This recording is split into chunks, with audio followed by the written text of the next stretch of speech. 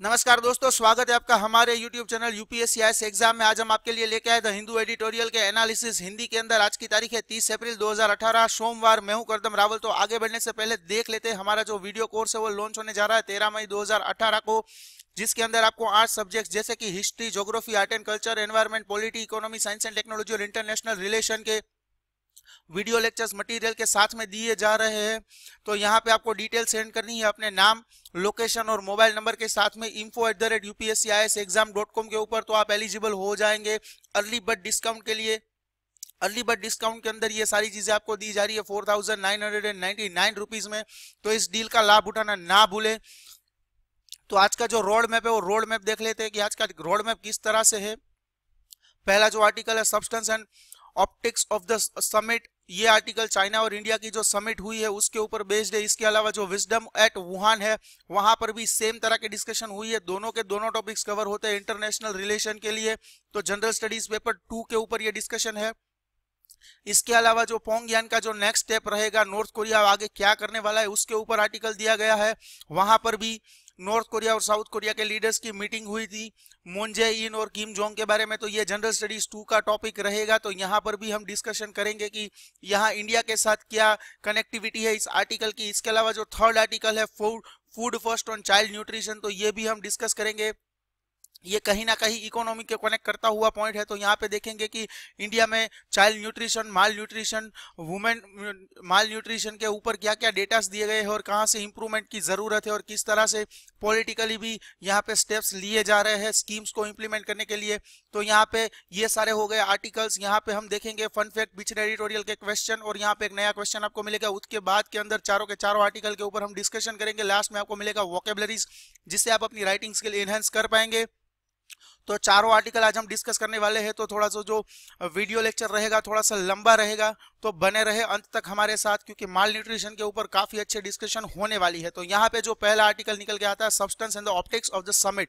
तो यहाँ पे प्राइम मिनिस्टर नरेंद्र मोदी ने जो एक छोटी सी खिड़की खोली है चाइना के साथ मीटिंग करके, जो इंडिया और चाइना के रिलेशन को इंप्रूव करने के लिए, ये काफी अच्छा नजारा देखने को मिला है। ये समिट का जो आयोजन हुआ था, इससे क्या क्या बेनिफिट्स हुए हैं और कहां कहां से डिस्कशन हुई है। जो ये इन्फॉर्मर टॉक और इन्फॉर्मर फॉर्म की जो ये समिट हुई थी, तो यहाँ पे क्या डिस्कशन हुए हैं, तो यहाँ पे ये बात हुई है। इवन इसके अलावा जो दूसरा जो आर्टिकल रहेगा उसके अंदर भी चाइना और इंडिया की डिस्कशन होगी। यहाँ पे पोंगयान है वो क्या चाहता है, इसके ऊपर ये डिस्कशन है कि पोंगयान चाहता है, यानी कि नॉर्थ कोरिया चाहता है कि जो इंडिया को जो वर्ल्ड के अंदर न्यूक्लियर वेपन्स होने के बावजूद जिस तरह से स्थान मिला है उस तरह से नॉर्थ कोरिया को भी स्थान मिले, और उसी यूएस यूनाइटेड स्टेट उसको यानी कि नॉर्थ कोरिया को उसी नजरिए से देखे जिस नजरिए से इंडिया को देखती आ रही है। इसके अलावा जो तीसरा आर्टिकल है विजडम एट वुहान, तो चाइना ने किस तरह से इंडिया की मेहमान नवाजी की और किस तरह से किन किन मुद्दों को उछाला ही नहीं और किन मुद्दों को आगे बढ़ के साथ चलने के लिए क्या प्राइम इंपोर्टेंस दिए, इस मुद्दों के ऊपर हम आज डिस्कशन करने वाले हैं। तो दोनों आर्टिकल को एक तरह से कंबाइंड तरीके से डिस्कस करेंगे। यहाँ पे जो लास्ट का जो आर्टिकल है फूड फर्स्ट, यहाँ पे बात हो रही है माल न्यूट्रिशन को किस तरह से देश से नाबूद किया जाए, किस तरह से देश के अंदर से माल न्यूट्रिशन के इश्यू को कम्प्लीटली वैनिश कर दिया जाए और किस तरह से फूड वगैरह की प्रॉपर्टीज फैसिलिटीज दी जानी चाहिए बच्चों को, तो किस तरह से वो ग्रो कर सकते हैं और किस तरह से जो अंडरवेट बच्चे, अंडरवेट वुमेन्स है, उनको कैसे उनकी लाइफ क्वालिटी को, उनकी जो हेल्थ है उनको इंप्रूव किया जा सके। तो इसके ऊपर हम डिस्कशन करने वाले हैं। यहाँ पे देख लेते हैं कि पिछले एडिटोरियल में जो पूछा गया था उसका आंसर है part 3 of Indian constitution consisting fundamental rights under article 12 to article 35। तो दूसरा जो आज हम फन फैक्ट आपके लिए लेके आए हैं, जैसे कि बात हो रही है आज फन फैक्ट जो बेस है वो है हंगर के ऊपर। तो जो माल न्यूट्रिशन वाला टॉपिक है उसके कंसिडरेशन के अंदर आज हम हंगर बेस्ड एक फन फैक्ट लेके आए हैं। द ग्लोबल हंगर इंडेक्स यानी कि GHI is a multi dimensional static tool used to describe the state of countries hunger situation. The GHI यानी कि global hunger index measures progress and failure in the global fight against hunger. The GHI is updated once a year. The index rank countries on 100 point scale, यानी कि 0 से 100 के ranking के अंदर यहाँ पे स्केलिंग के अंदर हर कंट्री को पॉइंट्स दिए जाते हैं और उस तरफ से डिसाइड किया जाता है कि किस कंट्री में कितने लोग हंगर से पीड़ित है, कितने लोग हंगर से पीड़ित नहीं है। इसका मतलब 0 है यानी कि बेस्ट है, 100 है यानी कि वर्स्ट है। Although neither of this extreme is reached In practice, value less than 10.0 reflects lower hunger. Value for 10.0 to 19.9 reflects moderate hunger. Value from 20.0 to 34.9 indicates severe hunger. Value from 35.0 to 49.9 reflects alarming hunger, and value from 50.0 और more reflects extremely alarming hunger levels. तो यहाँ पे कुछ इस तरह से numbers दिए गए कि किस तरह से जीएचआई के अंदर डिस्क्रिप्शंस होते हैं, डिस्क्रिमिनेशन होते हैं अलग अलग लेवल के हंगर्स को, lower hunger, moderate hunger, serious hunger या फिर एक्सट्रीमली अलार्मिंग हंगर लेवल्स किस तरह से होते हैं। तो ये हो गया जीएचआई माल न्यूट्रिशन बेस किस तरह से यहाँ पे कैलकुलेशन होता है। ग्लोबल हंगर इंडेक्स के अंतर्गत यहाँ पे पाकिस्तान के अंदर 35 अराउंड परसेंटेज जीएचआई सामने दिखाई पड़ता है, हिंदुस्तान के अंदर पाकिस्तान से इंप्रूव्ड कंडीशन है। इसके अलावा आज का जो क्वेश्चन है, which is the first aircraft to be inducted in Indian Air Force, आप हमें जवाब दीजिए कमेंट सेक्शन के अंदर। अगर आपका जवाब सही रहा तो हम आपका आंसर फन फैक्ट वाली स्लाइड में यहाँ आंसर के साथ आपका नाम डिस्क्लोज जरूर से करेंगे। तो देख लेते हैं पहला जो आर्टिकल है, विजडम एट वुहान। तो यहाँ पे जो नरेंद्र मोदी और जिनपिंग के बीच के जो समिट हुई है, तो यहाँ पे इंडिया चाइना में काफी टाइज हुई है और यहाँ पे जो ये समिट है उसको इनफॉर्मल समिट का रूप कहा गया है। तो यहाँ पे जो वुहान की मीटिंग है पीएम नरेंद्र मोदी और जिनपिंग यहाँ के प्रेसिडेंट के बीच में, तो यहाँ पे जो 2 दिनों की इनफॉर्मल समिट हुई है, तो यहाँ पे पब्लिक अपीयरेंस हुए हैं, उनके काफ़ी सारे स्टेटमेंट्स भी दिए हैं। तो स्टेटमेंट्स में उन्होंने कहा है कि भाई देखने को यह पड़ता है कि बायलैटरल, रीजनल और ग्लोबल चैलेंजेस के ऊपर यहाँ पे डिस्कशन हुई है, इवन बायलैटरल फ्रंट्स के ऊपर डिस्कशन हुई है। यहाँ पे जो पॉइंट्स है वो ये है कि issue strategic guidance to their military to strengthen communication essential to avoid another Doklam right conflicts, यानी कि जो डोकलाम के जो इश्यू है उस तरह के इश्यू आगे चल के देखने ना मिले, उस तरीके से क्या करना चाहिए। जो 2013 में जो सिचुएशन हुई थी कि वहां पे डिसाइड हुआ था कि इंडिया और चाइना के मिलिट्री बेस के बीच में एक कम्युनिकेशन सेटअप लगा देना चाहिए था, जिससे कि काफी सारे जो भी इश्यूज होते हैं उन इश्यूज को कोप अप इजीली किया जा सके। दूसरी तरफ यहाँ पे एक बात हुई है कि जो इंडिया और चाइना की जो ट्रेड डेफिसिट है 52 बिलियन की, तो यहाँ पे बायलैटरल ट्रेड हो रहे 84 बिलियन डॉलर्स के, लेकिन जो ट्रेड डेफिसिट है वो है 52 बिलियन डॉलर्स। तो यहाँ पे एग्रीकल्चरल प्रोडक्ट्स और फार्मास्यूटिकल्स प्रोडक्ट्स इंडिया एक्सपोर्ट करना चाहता है चाइना को। तो इस उद्देश्य से यहाँ के प्राइम मिनिस्टर मोदी ने जिनपिंग से रिक्वेस्ट की है कि भाई आप लोग थोड़ी सी छूट छाट हमें दीजिए और हमें यहाँ पे एक्सपोर्ट करने के लिए जो बाधाएं आप डाल रहे हैं उन बाधाओं का आप समाधान करें और इन चीज़ों को रोकिए, ताकि हम अपना एक्सपोर्ट यहाँ पे थोड़ा सा बढ़ा पाएंगे। तो जो हमारी जो ट्रेड डेफिसिट है $52 बिलियन की, उनको हम कम करने के लिए सक्षम रहेंगे। इसके अलावा यहाँ पे कुछ मुद्दों पर यहाँ डिस्कशन हुई है कि इंडिया और चाइना, मोदी और जिनपिंग ने डिस्कस किया कि भाई बांग्ला जो अफगानिस्तान है वहां पे हमको जॉइंट प्रोजेक्ट स्टार्ट करेंगे, दोनों देश मिलके आगे बढ़ेंगे। इसी तरह से अगर ये प्रोजेक्ट इम्प्लीमेंट होता है तो इंडिया और चाइना साथ में मिलके काफी अनदर नेबरिंग कंट्रीज के साथ भी साथ मिलके काम कर सकता है, जैसे कि नेपाल हो गया, म्यांमार हो गया, भूटान हो गया, मालदीव्स हो गया, श्रीलंका हो गया। तो यहाँ पे अगर दोनों देश साथ मिलके कुछ प्रोजेक्ट्स या काम करते हैं तो कंपटीशन नहीं रहेगा, लेकिन कंधे से कंधा मिलाकर एक साथ डेवलपमेंट कर पाएंगे, एक साथ आगे बढ़ पाएंगे और दोनों देशों को इससे फायदा होगा। अगर कंपटीशन में उतरेंगे तो यही हो जाएगा कि मैं बड़ा हूं, ये करने के लिए पूरे एफर्ट्स लगाए जाएंगे लेकिन रिजल्ट्स कुछ निकल के नहीं आएंगे। तो इससे बढ़िया ये है कि भाई मोदी और जिनपिंग ने अभी डिस्कस किया है कि भाई जॉइंट प्रोजेक्ट करते हैं अफगानिस्तान के अंदर। तो इससे देखते हैं क्या रिजल्ट्स देखने को मिलते हैं। आगे बढ़ते हैं कि यहाँ पे जो इंडिया ने एक चीज और भी कही है कि भाई आप रिलेशंस इंप्रूव करना चाहते हैं तो पहले तो आप ये कीजिए कि न्यूक्लियर सप्लाई ग्रुप है जो एनएसजी, उसके अंदर इंडिया को स्थान नहीं मिला है। तो वहां पे आप जब टांग लड़ाते हो हर बार हमारी एंट्री को लेके, तो आप वहां से अपना ब्लॉक हटाइए, आप वहां से हमें ब्लॉक करने की कोशिश ना करें। इसके अलावा जो पाकिस्तान के ऊपर हम कहते हैं कि भाई वो टेररिज्म बेस्ड नेशन है, तो वहां पे आप पाकिस्तान को सपोर्ट कर लेते हो। आप एक वो चीज ना करो कि पाकिस्तान बेस्ड जो ग्रुप है उनको भी आप सपोर्ट ना करो, वहां पे आप हमें सपोर्ट करो।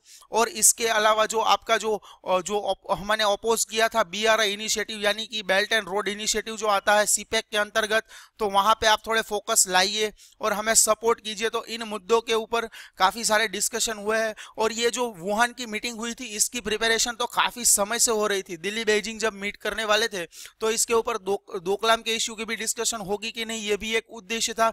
इसके अलावा काफी सारे मुद्दों के ऊपर डिस्कशन होने वाली थी, लेकिन अभी जो रिजल्ट्स निकल के आए हैं, इंडिया ने जो चाइना से प्रपोजल्स रखे हैं कि आप ये करें और ये ना करें, इसके ऊपर काफी सारे पॉजिटिव साइड्स देखने को मिले हैं। इससे पहले इंडिया और चाइना की जो मीटिंग हुई है 2015, 16 और 17 के बीच में, तो इसके अंदर ज्यादातर देखा गया है कि मीटिंग होती है उन समय पे सबसे ज्यादा अगर तनाव की स्थितियां हो जाती है तो वो बॉर्डर पे हो जाती है, दोनों देशों की मिलिट्री आमने सामने खड़ी हो जाती है और एक तरह से दोनों देश अपने प्रोटेक्ट करने की बजाय दूसरों को कैसे मार दिया जाए, कैसे काट दिया जाए और किस तरह से एक दूसरे की लैंड को हड़प लिया जाए, इन उद्देश्य से एक दूसरे के सामने मिलिट्री खड़ी हो जाती है।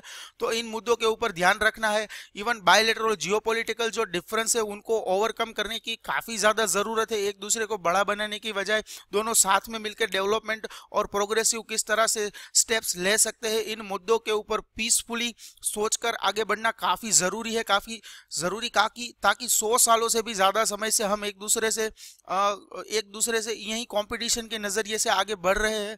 और अगर देखा जाए तो अगर हिस्ट्री को आप जरा देखें तो 1993 के अंदर जो हमारा चाइना के साथ एग्रीमेंट हुआ था, maintenance of peace and tranquility treaty, तो यहाँ पे ये ट्रीटी के अंदर साइन हुआ था कि भाई अब हम एक दूसरों के साथ कोई लड़ाई झगड़ा नहीं करेंगे।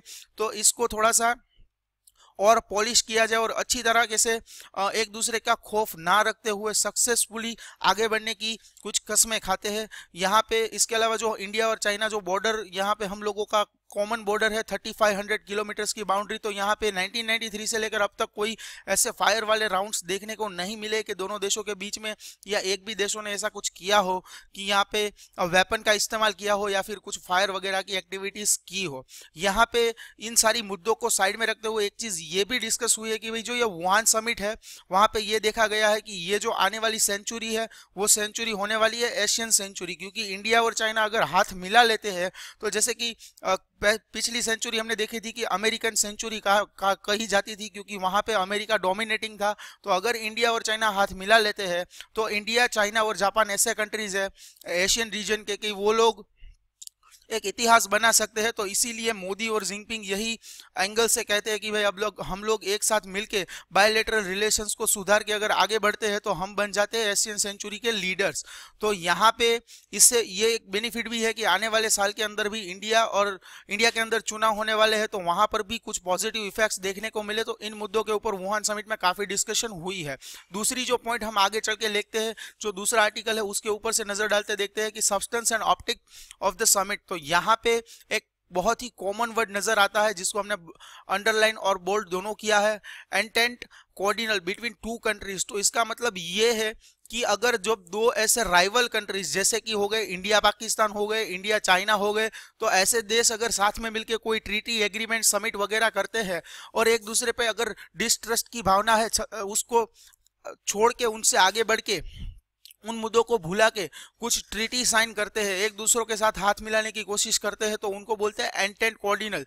जैसे कि फ्रेंच और ब्रिटिश के बीच में ये जब हुआ था तब ये पहली बार ये वर्ड सामने देखने को मिला था। उसके बाद से इस वर्ड का उसके बाद से इस वर्ड का यूज ज्यादा हो गया है। इसके अलावा जैसे कि ट्राई जंक्शन है डोकलाम का इंडिया, भूटान और चाइना के बीच में, तो यहाँ पे भी 2017 के अंदर काफी तंगदिली छाई थी, ऐसी सिचुएशंस देखने को मिली थी जिससे कि रिलेशंस भी काफी खराब हो चुके थे, यहाँ पे प्रेशर भी देखने को मिला था। तो इन मुद्दों को अभी भुला देना है क्योंकि दिसंबर के अंदर भी 2 फॉरेन मिनिस्टर की मीटिंग हुई थी दिल्ली के अंदर कि चाइना के जो स्टेट काउंसिलर है यांग जेंची और यहाँ के एनएसए के जो अजीत डोवल है उनकी मीटिंग हुई थी दिल्ली के अंदर। इसके अलावा फरवरी के अंदर भी foreign secretary Vijay Gokhale China visit पे गए थे। इसके अलावा जो वुहान समिट हुई है उससे पहले यहाँ पे जो हमारी मिनिस्ट्री ऑफ एक्सटर्नल अफेयर्स है सुषमा स्वराज और वहाँ के जो डिफेंस और सुषमा स्वराज और यहाँ की जो डिफेंस मिनिस्टर है निर्मला सीतारामन, वहाँ भी वो चाइना गए थे और सिंघाई कोऑपरेशन ऑर्गेनाइजेशन की मीटिंग के अंदर पार्टिसिपेट किया था। तो भाई ये जो पूरा प्रिपरेशन चल रहा था समिट का और उससे पहले का जो समय है वहाँ पे अगर आप देखें तो इंडिया ने काफ़ी सारे स्टेप्स लिए हैं। इवन चाइना ने भी हमें वहाँ पे सपोर्ट किया है कि भाई आप आइए, हमसे हाथ मिलाइए, दोनों मिलकर साथ चल के आगे बढ़ते हैं और विकास होना चाहिए दोनों देशों का, दोनों देश को डेवलपमेंट, ग्रोथ और इकोनॉमिक अपलिफ्टमेंट मिलना चाहिए। और इवन कहीं ना कहीं चाइना चाइना भी चाहता है कि भाई जो इंडिया का अभी जो ट्रेड डेफिसिट चल रहा है उसको कैसे कम किया जाए, उसके ऊपर जो हम जैसे कि डंपिंग लगाते रहते हैं और वहां पे एंट्री नहीं मिलती हमारे गुड्स को, तो उस चीज को हटा के अब इंडिया को हम सपोर्ट करना चाहते हैं। और हम चाहते हैं कि नहीं एक एशियन इश्यू, एशियन सेंचुरी की शुरुआत हो और दोनों देश मिलके एक नए इतिहास की रचना करें। तो इस तरह के मुद्दों को यहाँ पे बारीकी से राइटर ने एनहांस करके दिखाया है। यहाँ पे आप पिक देख सकते हैं कि भाई जो भारत के प्राइम मिनिस्टर नरेंद्र मोदी और वहां के प्रेसिडेंट दोनों हाथ मिला रहे हैं। तो यहाँ पे एक चेस बोर्ड के ऊपर एक गेम है कि यहाँ पे देखे कि दोनों राइवल्स चेस खेलते हैं तो राइवल्स होते हैं। तो यहाँ पे ऐसे फ्रेंडली एग्रीमेंट्स अगर राइवल्स जैसे कंट्री साथ में मिलकर करते हैं तो यहाँ पे एक बहुत ही खुशी की बात होती है, क्योंकि ये वर्ल्ड इकोनॉमी के लिए भी काफी बेनिफिशियल थिंग होगी। तो यहाँ पे देखते हैं कि भाई कंप्लीटली रनअप क्या रहेगा वुहान का। तो यहाँ पे हेक्टिक डिप्लोमेटिक एक्टिविटीज भी देखने को मिली थी कि यहाँ दिल्ली और बीजिंग की जो मीटिंग हुई है, यहाँ पे बायलैटरल ट्रायल्स और जो फ्यूचर के अंदर आने वाले मिलिट्री स्टैंड्स ऑफ है उनको किस तरह से एक तरह से कंट्रोल या फिर खत्म किया जाए, तो उन मुद्दों के ऊपर भी डिस्कशन हुई है। और ये जो पूरी मीटिंग है वो एक इनफॉर्मल तरीके से हुई है, कोई प्री डिफाइंड एजेंडा नहीं था इस मीटिंग के अंदर। तो जो डोमेस्टिक पॉलिटिकल मैसेजेस है वो भी थोड़े क्लियरली स्पेसिफाई हुए हैं। जैसे कि हमने डिस्कस किया कि 2019 के अंदर हिंदुस्तान के अंदर भी चुनाव होने वाले हैं, तो भाई जो रूलिंग गवर्नमेंट है उसकी जवाबदेही बनती है भारत की जनता को, भारत की आवाम को, कि किस तरह से हमने ये 5 सालों के अंदर क्या क्या सुधार लाए हैं देश के अंदर और देश के बाहर, एक्सटर्नली भी और इंटरनली भी हमने क्या कुछ करके दिखाया है। तो यहाँ पे भी इंडिया कहीं ना कहीं ये सोच रहा है, स्पेसिफिकली पीएम मोदी, कि आने वाले समय के अंदर इंडिया के साथ अगर रिलेशंस अच्छे हो जाते हैं तो मैं इन इश्यूज को भी अपने डिक्लेरेशन में स्पेसिफाई करके बता सकता हूं कि भाई जो इंडिया और चाइना के जो नेबरिंग रिलेशंस है उसके अंदर काफी सारे बेनिफिट्स देखने को मिले। इवन बिगेस्ट ट्रेडिंग पार्टनर है इंडिया और चाइना एक दूसरों के। तो यहाँ पे जो इकोनॉमिक और जियोपॉलिटिकल पॉइंट्स है उनको ध्यान में रखते हुए वुहान की समिट हुई और जो केमिस्ट्री रही दोनों देशों के लीडर्स के बीच की वो काफी अच्छी देखने को मिली। तो काफी बेनिफिट्स देखने को आने वाले समय में भी मिल सकते हैं। और जिस तरह से ब्लॉक्स और ऑब्स्टेकल्स लगाए रखता था चाइना, तो यहाँ पे देखने को मिल रहा है कि चाइना अब बोल रहा है कि अब हम ऐसी एक्टिविटीज नहीं करेंगे और जो हमारे रिलेशंस है वो इंडिया के साथ तो हम जल्द से जल्द सुधारना चाहते हैं और इस तरह की सुधार के साथ इम्प्लीमेंटेशन भी करना चाहते हैं। इन चीज़ों को सिर्फ हम वर्ड्स के अंदर बांध के नहीं रखना चाहते, रिजल्ट्स आपको दिखाई देंगे ऐसा कहा है जिनपिंग ने। तो देखते हैं आने वाले समय में क्या रिजल्ट्स देखने को मिलते हैं। यही था ये पूरे आर्टिकल का ओवरव्यू। और अंत के अंदर अगर हम देखें कि जो समिट हुई है वहां पे काफी वैल्यूएबल स्टेबिलाइज और रिलेशंस की बात हुई है। इसके अलावा जो बॉर्डर के इश्यूज है वहां पे भी डिस्कशन हुई है कि इंडिया चाइना जो बॉर्डर रीजन है वहां पे शांति बनाए रखने के लिए जो मेन एम रखा गया है वो है जो 2013 के अंदर हिंदुस्तान और चाइना की जो बॉर्डर डिफेंस कोऑपरेशन एग्रीमेंट हुई थी उसके अंदर कहा गया था कि लाइन ऑफ एक्चुअल कंट्रोल जो है, यहाँ पे देखिए लाइन ऑफ एक्चुअल कंट्रोल, वहां पे आप दोनों देशों के जो मिलिट्री बेसिस है उसके दोनों के हेडक्वार्टर्स के बीच में आप एक कम्युनिकेशन सेटअप तैयार करें ताकि जो एनुअल विजिट्स को भी आप सपोर्ट करें। दोनों देशों के मिलिट्री हेडक्वार्टर्स पे आप विजिट ले। दोनों देश के लीडर्स को कहा गया था 2015 के अंदर ये देखने को भी मिला था कि अगर दोनों देशों के बीच के कोई सेटअप हो जाएगा, कम्युनिकेशन हॉटलाइन की स्थापना अगर हो जाती है तो दो मिलिट्री हेडक्वार्टर्स भी एक दूसरों के साथ कनेक्टिंग हो जाएंगे। क्योंकि कई दफा ऐसा भी देखने को मिलता है कि कुछ लीडर्स से कम्युनिकेशन नहीं होते लेकिन जो मिलिट्री के अंदर इंटरनली जो कॉन्फ्लिक्ट चलती है उनके कारण वो ज्यादातर घुसपैठ वगैरह की एक्टिविटीज या हथियार तान के खड़े रह जाते हैं। तो इन चीजों को भी जो इंडिया चाइना बॉर्डर एरिया है यहाँ पे कंट्रोल करने के लिए और ज्यादा पर्सनलाइज करने के लिए जो मीटिंग वगैरह की एक्टिविटीज है उनको भी बूस्ट अप करना चाहिए। तो इन मुद्दों के ऊपर भी अंत में डिस्कशन हुई है।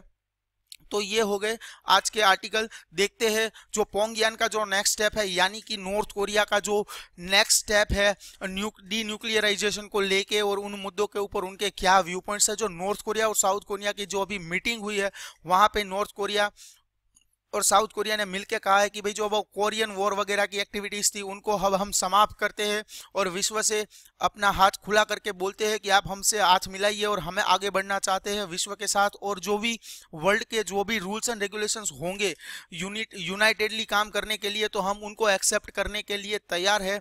और डी न्यूक्लियराइजेशन का मतलब हमारे लिए सिर्फ ये नहीं है कि हमारे पेनिनसुलर रीजन में हम कुछ एक्टिविटीज कैरिड आउट नहीं करेंगे, बल्कि आप एक्सेप्ट कर लीजिए कि हमारे पास हथियार है लेकिन हम कभी भी उसका इस्तेमाल नहीं करेंगे, ये हम वादा करना चाहते हैं, तो आप हमसे आके हाथ मिलाइए। तो यहाँ पे यूनाइटेड स्टेट्स जो है वो सोच रहा है कि इस चीज को किस तरह से एक्सेप्ट किया जाए, क्योंकि यहाँ पे इराक के पास, लीबिया के पास और जो फॉर्मर रिपब्लिक्स है सोवियत यूनियंस के, उन काफी देशों के पास भी ऐसे न्यूक्लियर असेट्स थे, लेकिन उन्होंने क्या किया, नॉर्मलाइजेशन की स्थिति को प्राप्त करने के लिए उन सारे असेट्स को डिस्ट्रॉय कर दिया या फिर रिटर्न कर दिया ताकि शांति बनाए रखे। तो यहाँ पे जो DPRK है, यानी कि democratic public Republicans of Korea, तो यहाँ पे ये मॉडल सेट करना चाहते हैं कि 1974 से लेके जिस तरह से इंडिया का रोड मैप रहा है उन लोगों के पास न्यूक्लियर वेपर आ जाने के बाद में, तो वहां पे क्या हो गया कि टेक्नोलॉजिकल एडवांस रिस्पॉन्सिबल स्टेट का जो दर्जा मिला है हिंदुस्तान को, तो उसी तरह से आप हमें भी एक्सेप्ट कर लीजिए और मान लीजिए कि जी हाँ हमारे पास वेपन्स है, लेकिन इसका मतलब ये नहीं है कि हम कभी भी इसका इस्तेमाल करेंगे या फिर न्यूक्लियर डील्स करेंगे। जैसे कि इंडिया की जो न्यूक्लियर डील का जो मॉडल है, उस तरह से जो वर्ल्ड ने इंडिया को ट्रीट किया है, उसी तरह से नियर सिमिलर तरीके से आप हमें भी ट्रीट करें। तो यहाँ पे बात करने के लिए दिल्ली के ऊपर आते हैं पहले कि क्या कोरिया किस तरह से विजन चाहता है, नॉर्थ कोरिया। तो 1964 के अंदर चाइना ने ये प्रूव कर दिया पूरे विश्व को कि भाई हमारे पास न्यूक्लियर वेपन्स है। तो यहाँ पे इंडिया ने सोच बना ली कि अब हमें भी कुछ डेवलप करके दिखाना है। तो 1974 के अंदर इंडिया ने भी अपने न्यूक्लियर वेपन्स, न्यूक्लियर टेस्ट करके प्रूव कर दिया कि भाई हम लोगों के पास भी इस तरह के वेपन्स है। तो यही सोच है नॉर्थ कोरिया की कि भाई इंडिया ने प्रूव कर दिया। तो उसके बाद क्या हुआ कि भाई इंडिया को काफ़ी सालों तक वर्ल्ड ने इग्नोर किया, काफ़ी सारे समय तक इंडिया के ऊपर सैंक्शंस भी लगाए गए। बाद में सोचा गया कि इंडिया के ऊपर सैंक्शंस लगाना, उसको सक्सेसफुली इंप्लीमेंट करना पूरे वर्ल्ड के लिए पॉजिटिव नहीं है। यहाँ पे डिस्कशंस भी हुई थी जसवंत सिंह इंडिया से और स्ट्रॉप टैलबोट के बीच के अंदर US से। तो यहाँ पे काफ़ी सारे मुद्दों और चढ़ाव उतार के बाद देखने को मिला कि 2002 से 2005 के बाद बीच में रिजल्ट्स देखने को मिले कि वर्ल्ड ने एक्सेप्ट कर लिया कि भाई इंडिया के पास न्यूक्लियर वेपन है। इसका मतलब ये नहीं है कि इंडिया पीसफुल नेशन नहीं है। तो यही सोच रहा है नॉर्थ कोरिया कि भाई आप लोगों ने इंडिया को जिस तरह से कहा कि आपके पास टेक्नोलॉजिकली एडवांस रिस्पॉन्सिबल स्टेट के नज़रिए से इंडिया को एक्सेप्ट कर लिया, उसी तरह से आप हमें भी एक्सेप्ट कर लीजिए। हम भी शांति प्रिय कंट्री बनने की तादाद पर आगे बढ़ना चाहते हैं और हमारे पास न्यूक्लियर वेपन होने के बावजूद हम शांति से पूरे विश्व के अंदर रहना चाहते हैं और हर कंट्री के साथ पूरी की पूरी ट्रेड वगैरह की एक्टिविटीज़ करना चाहते हैं और हम पे कोई भी तरह के सैंक्शंस वगैरह ना लगाए। हम वर्ल्ड इकोनॉमी के अंदर कंट्रीब्यूट करना चाहते हैं, आपके भाई बन के आगे बढ़ना चाहते हैं। तो यही उद्देश्य से नॉर्थ कोरिया अब इन मुद्दों के ऊपर विचार कर रहा है और जिनपिंग ने यह भी कहा है कि भाई अगर इस चीज को इंप्लीमेंट करने के लिए मुझे पूरे के पूरे न्यूक्लियर वेपन्स सरेंडर भी करने पड़े तो हम रेडी है, लेकिन हमें वर्ल्ड के साथ कंधे से कंधा मिलाने चलने के लिए हमें जो भी परमिशंस चाहिए आप हमें प्लीज ग्रांट करें। तो ये था पूरा आर्टिकल। यही है किम जोंग का अभी उद्देश्य कि वर्ल्ड के अंदर एक साथ काम करने के लिए क्या वो सोच रहे हैं। इवन जो जिनपिंग है वह उनका कहना ये है कि हम लोग शांति से रहने के लिए रेडी है, आप हमें अप्रूव करें।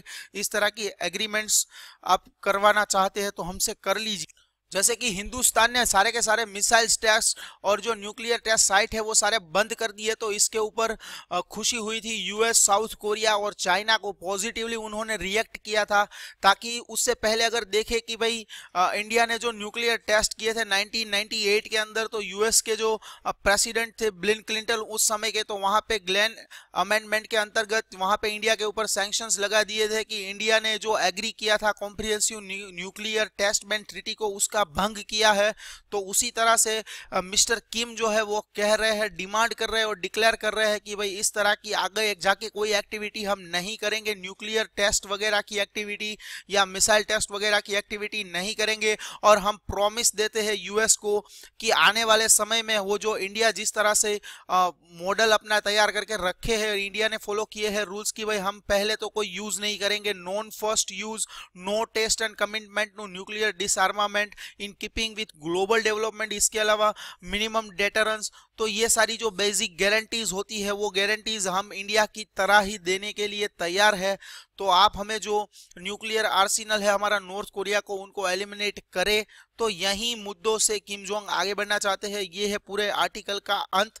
तो इस तरह से विजन है मिस्टर किम जोंग उनका आने वाले समय में, जब वो यूएस के प्रेसिडेंट डोनाल्ड ट्रंप से मिलेंगे तो इन उद्देश्य से साथ सारी बातें रखेंगे। तो देखते हैं क्या रिजल्ट्स निकल के आते हैं और किस तरह से सक्सेसफुली इंप्लीमेंट करवाते हैं कि नहीं करवाते उनकी इस डिमांड को मिस्टर डोनाल्ड ट्रंप। तो ये विजन रहेगा किम जोंग का। तो हम भी देखेंगे क्या रिजल्ट्स निकल के आते हैं।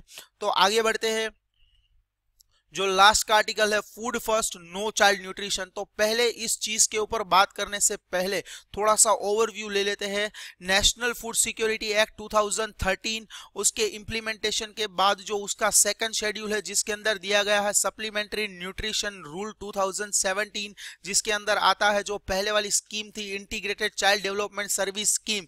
तो इसके अंदर क्या आता है और क्या चीजें हैं। जो भी बच्चे हैं 15 साल के तक की उम्र के और उससे छोटे, तो वहां पे भारत के अंदर ऐसे बच्चों के अंदर माल न्यूट्रिशन के इश्यूज देखने को मिलते हैं। तो उसको कम करने के लिए जो नेशनल काउंसिल है, इंटर मिनिस्टरियल नेशनल काउंसिल, उन लोगों के सामने जो इंडियन न्यूट्रिशन चैलेंज है वो क्या निकल के आता है कि उनको सोचने के लिए मजबूर कर दिया है अभी जो करंट सिचुएशन है वहां पे, कि क्या बच्चों को फूड जो है वो पैकेट फॉर्म में देना चाहिए, प्रोसेस्ड फूड के तौर के ऊपर देना चाहिए। जैसे कि आप समझ लीजिए जो ब्रेड और बटर है उनको पैकेट के अंदर दे देंगे, बिस्किट का पैकेट है वगैरह, तो इस तरह से दे देना चाहिए। या फिर उनको जैसे मध्याह्न भोजन होते हैं मिड डे मील उसके अंदर बना के देते हैं उसी तरह से बना के देना है। जैसे आलू सब्जी हो, रोटी हो, दाल चावल हो, उस तरह से गर्मा गर्म फूड देना है या फिर पैकेज फूड देना है। तो इसके ऊपर ये पूरा कम्युनिकेशन चल रहा है।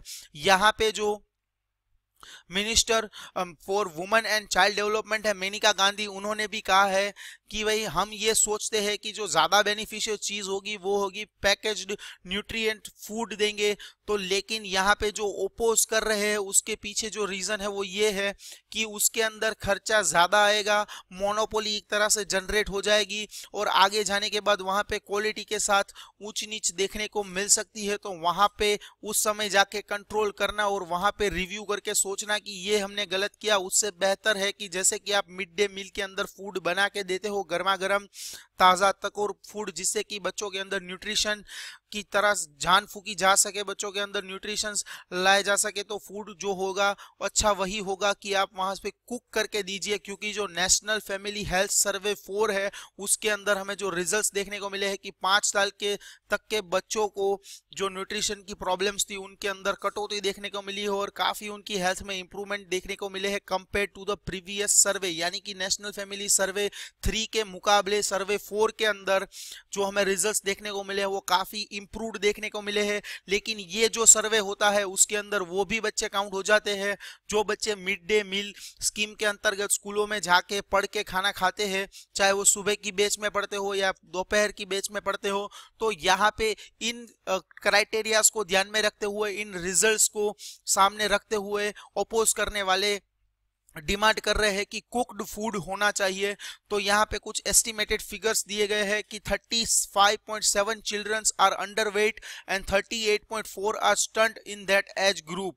तो इन बच्चों को अगर उभारना है, इन परसेंटेज को कम करना है, तो जो हमें काम करना है वो होना चाहिए कुक्ड फूड को लाया जाए, ना कि पैकेज फूड को, ताकि आगे जाके कोई इश्यूज जनरेट ना हो। और यहाँ पे एक रिसेंट रिपोर्ट निकल के आई है नीति आयोग के अंतर्गत, जो नरिशिंग इंडिया मूवमेंट चल रही है उसके अंदर माल न्यूट्रिशन का जो लेवल है वो 25% से भी ज्यादा है कई स्टेट्स के यहाँ पे। तो इन नंबर्स को कंट्रोल में लाना है, क्योंकि इवन यूनाइटेड नेशंस के अंतर्गत भी अगर हमें अच्छी तरह से परफॉर्म करके दिखाना है तो ये सारे जो हमारे इंटरनल फिगर्स निकल के आते हैं वो अच्छी कैटेगरी के होने चाहिए। और हमें अपने हेल्थ सेक्टर के अंदर जिस तरह से प्रोग्रेस करना है तो वहां पे आपको छोटे से छोटे पायदान से शुरू करना है कि बच्चों के अंदर ही कोई माल न्यूट्रिशन के इश्यूज ना हो।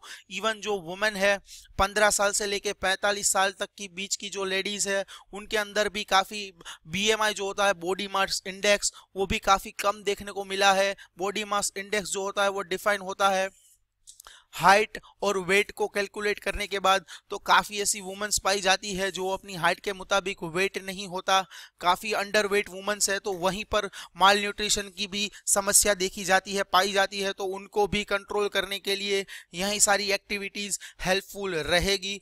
तो आज के लिए ये थे चारों आर्टिकल्स जो काफ़ी डिस्कसेबल थे। अंत में आपके लिए है वोकेबलरीज जो आपकी राइटिंग स्किल्स को इन्हांस करने के लिए काफ़ी हेल्पफुल रहेंगे ऐसे राइटिंग के अंदर। तो इस तरह की वोकेबलरीज से आप अपना नॉलेज इंप्रूव कर सकते हैं। चाहे तो आप स्क्रीनशॉट ले या फिर वीडियो को पॉज करके आप अपनी नोट्स जब तैयार कर रहे हैं उसके अंदर आप नोट डाउन कर लीजिए, काफ़ी इंप्रूवमेंट रहेगी आपकी स्किल को। तो यहाँ पे ये वीडियो आपको कैसा लगा हमें लाइक करके कमेंट के अंदर आपका आंसर भी हमें बताइए, सही रहा तो हम आपका फन फैक्ट वाली साइड में आंसर भी ऐड करेंगे। दोस्तों के साथ इस वीडियो को शेयर करें, उनको बोले कि हमारे चैनल को सब्सक्राइब करें और नोटिफिकेशन आइकन को क्लिक करें ताकि आने वाले वीडियोस की हर इंफॉर्मेशन उन तक तुरंत पहुंचती रहे। थैंक यू दोस्तों, जय हिंद, भारत माता की जय।